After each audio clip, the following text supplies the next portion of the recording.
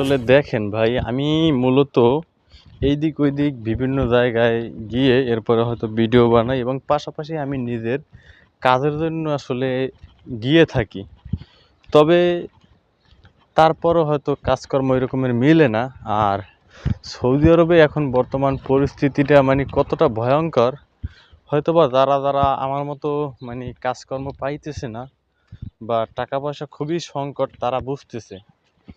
দেখেন, আমি এই 5 মাস 6 মাসে রানিং চলে, আমার কোনো কাজকর্ম নাই। তো আমি বিভিন্ন জায়গায় যাই, কিন্তু ভাই শুধু পেটের দায়। আমি এখানে বসে যে খাবো সেই টাকাও হয়তো অনেক সময় শর্ট পড়ে যায়।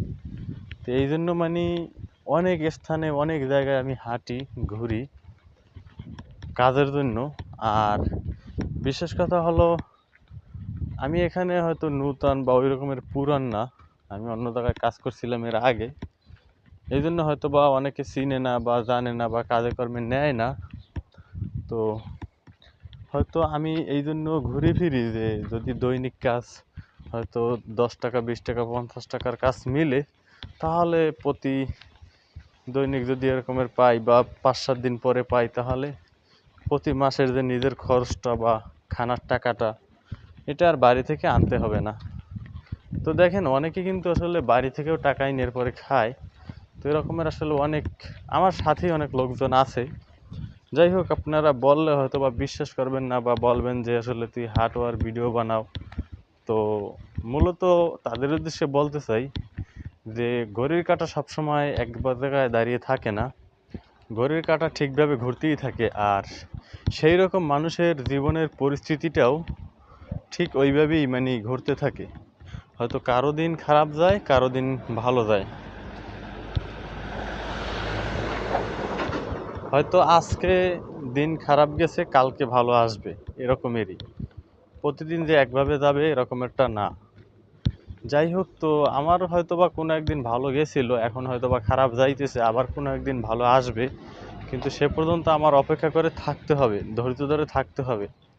এইটাই আসলে আসল।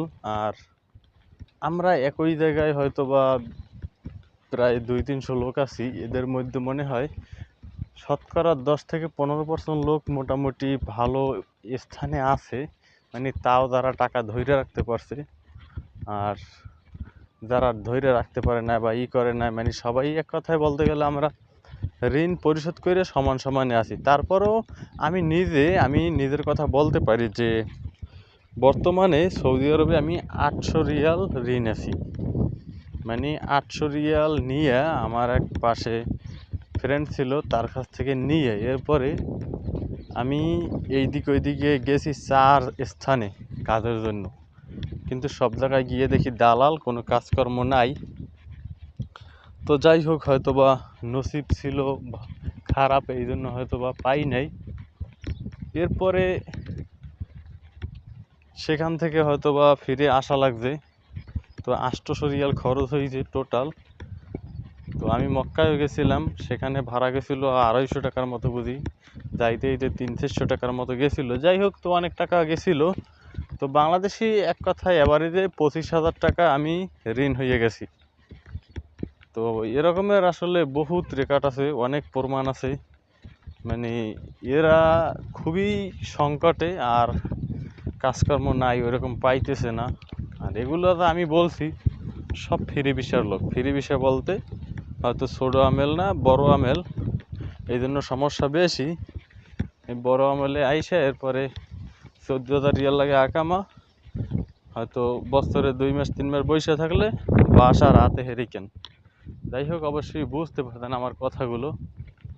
তো আমি আর নতুন করে কিছু বলতে চাই না। যাই হোক, তো সৌদি আরবে হয়তো যদি কোনো কিছু জানার থাকে কমেন্ট করবেন।